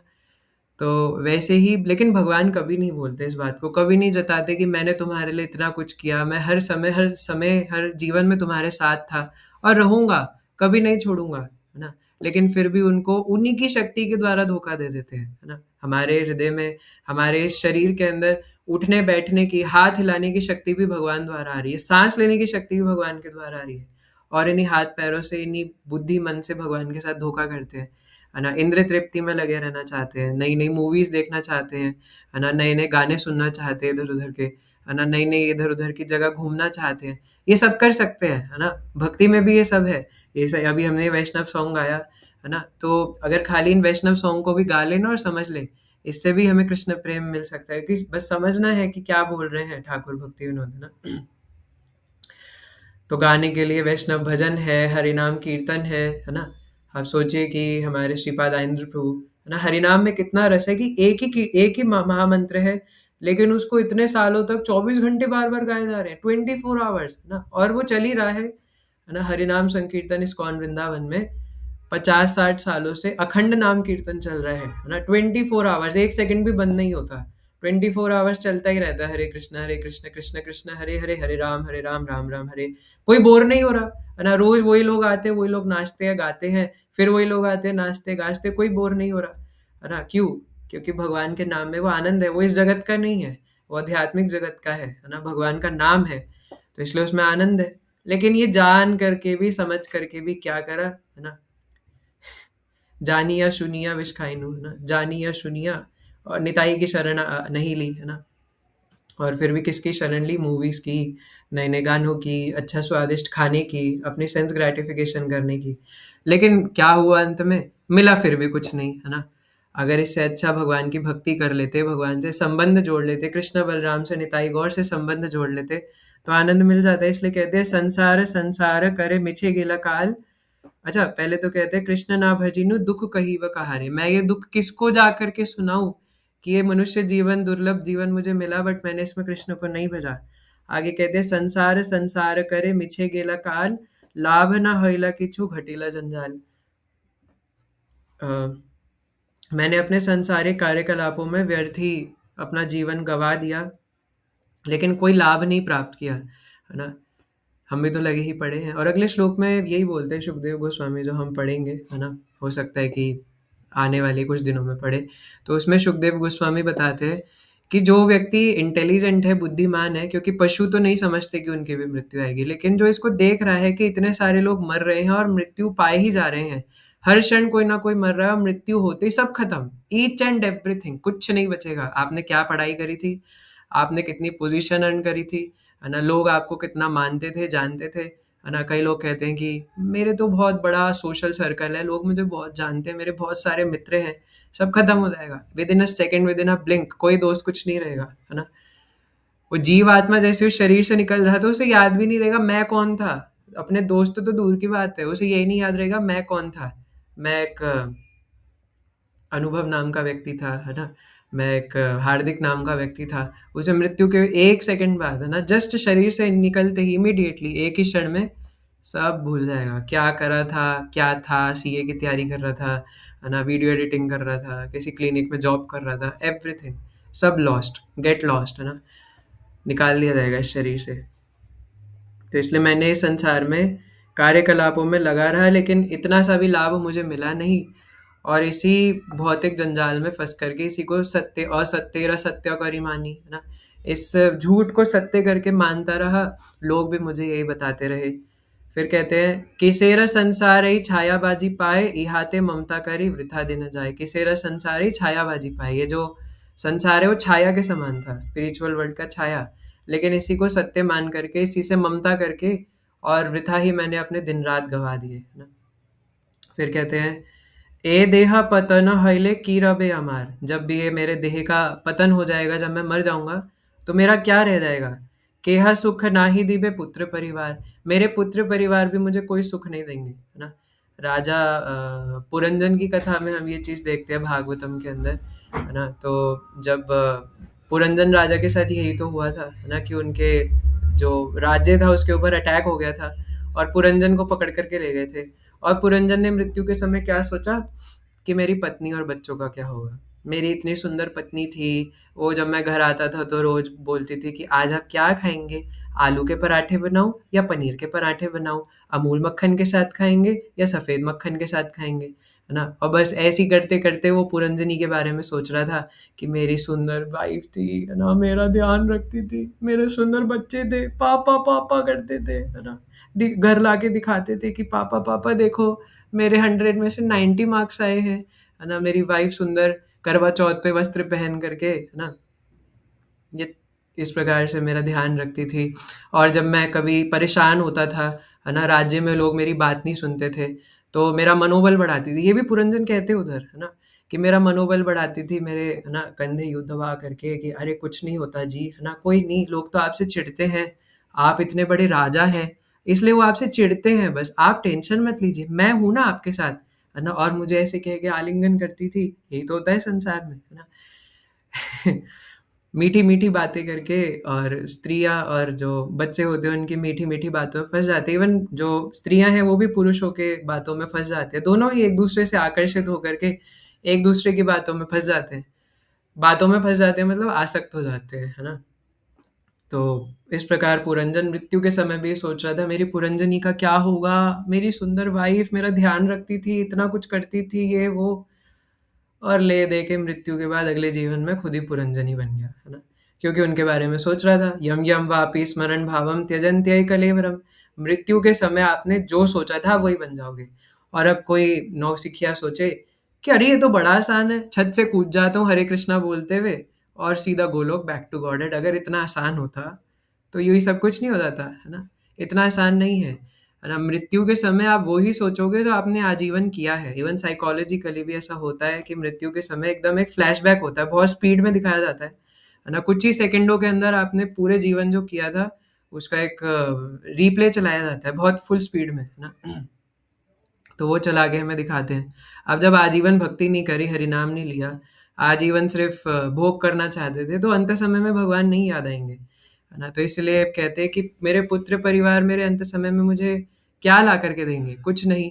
तो इसलिए पुरंजन क्या हुआ, अगले जीवन में स्त्री बन गए, है ना, खुद ही। तो यही होगा इस संसार में, जिस चीज से आसक्त रहेंगे तो अगले जीवन में फिर हमें भी वही बनना पड़ेगा। तो आगे कहते हैं, बस ये खत्म होने वाला है। गर्दभेर मत आमि करी परिश्रम। गर्दभेर मतलब कौन है यहाँ पे, गर्दभेर, है ना, गधा, है ना। तो हम सभी गधे हैं जो भक्ति नहीं कर रहे, है ना। तो गर्दभेर मत आमि करी परिश्रम, गधे की तरह मैं परिश्रम कर रहा था। होता है ना, वो जो खच्चर होते हैं, कोई वैष्णो देवी वगैरह गए हो तो उन्होंने देखा होगा, पोनीज या कोई डोंकीज होते हैं, तो उनको चल चल करके, और उनके सामने तो गाजर लटका के या कुछ करके चल चल चल, है ना। और ऐसे करके गधा सुबह से लेकर रात तक अपने मालिक के इशारों पर नाचता रहता है। उसी प्रकार इस संसार में या तो कोई व्यक्ति अपने पत्नी के इशारों पर नाचता है, या बॉस के इशारों पर नाचता है, किसी न किसी के इशारों पर ही नाचता रहता है ना। चाहे वो दुनिया का सबसे अमीर इंसान क्यों ना हो, वो बोले कि मैं किसी के इशारों पे नहीं नाचता, नहीं, तुम भी अपने मन के इशारों पर नाच रहे हो, है ना? जब तक मन हमारे काबू में नहीं है, हम मन के राजा नहीं बोल सकते, मैं तो मन का राजा हूँ। मन के राजा आप तब हो जब आप मन को अपने वश में रख सको। लेकिन अगर आप मन के वश में हो, तब राजा थोड़ी हो, आप तो दास हो। इसलिए हर कोई व्यक्ति नाच ही रहा है इस संसार में, गधे की तरह परिश्रम कर रहा है। गधे की तरह क्यों? क्योंकि अंत में कुछ मिलेगा नहीं, है ना?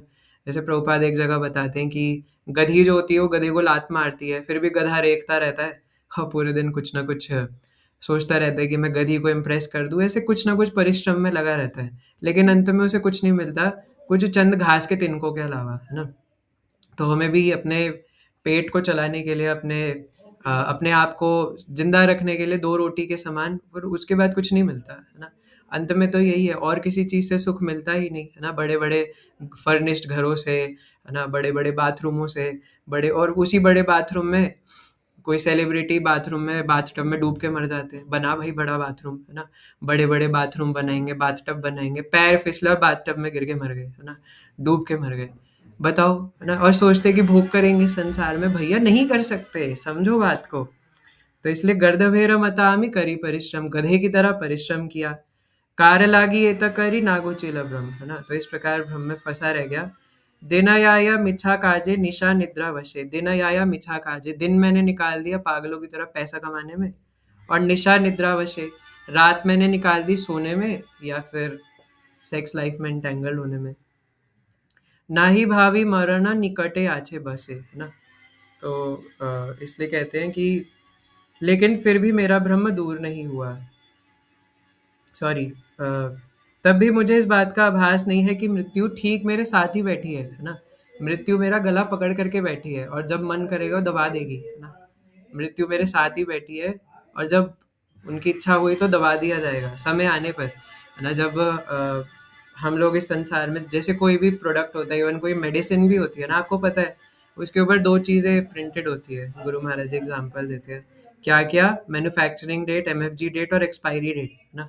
तो हम सबकी एमएफजी डेट और एक्सपायरी डेट पहले से प्री डिस्टाइंड है ना? ऐसा नहीं कि एक्सपायरी डेट बाद में घोषित होगी, है ना? ऐसा नहीं होता। मृत्यु पहले से, इवन एस्ट्रोलॉजिकली पता लगाना भी पॉसिबल है कि आप कब मरोगे, लेकिन एस्ट्रोलॉजिकली लीगल नहीं है किसी को बताना, है ना?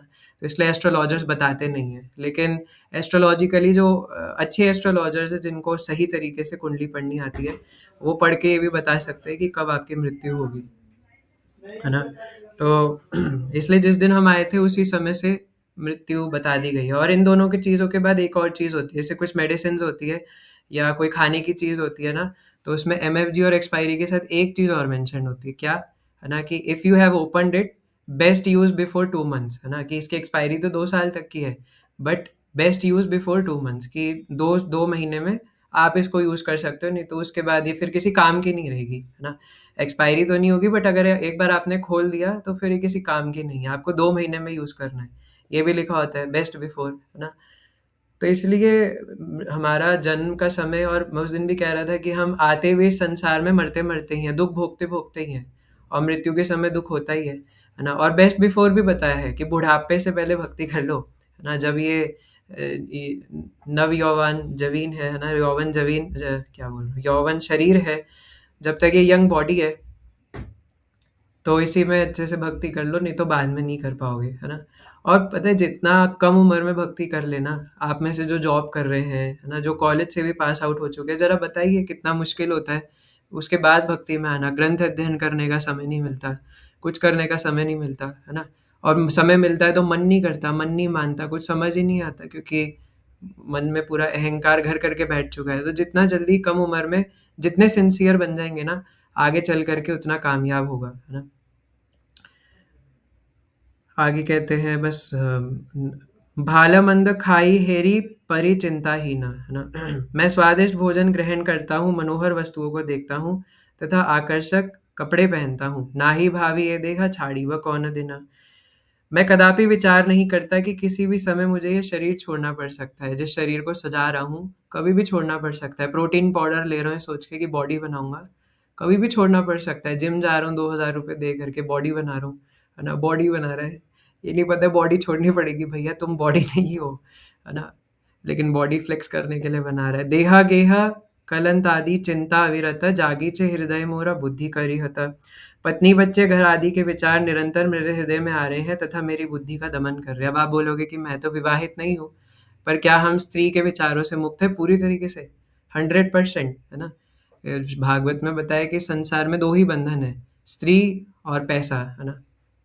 जिंदगी को जिंदगी बनाने हैं पैसा, है ना? तो पैसा और स्त्री, ये दो इस संसार में बंधन का कारण है।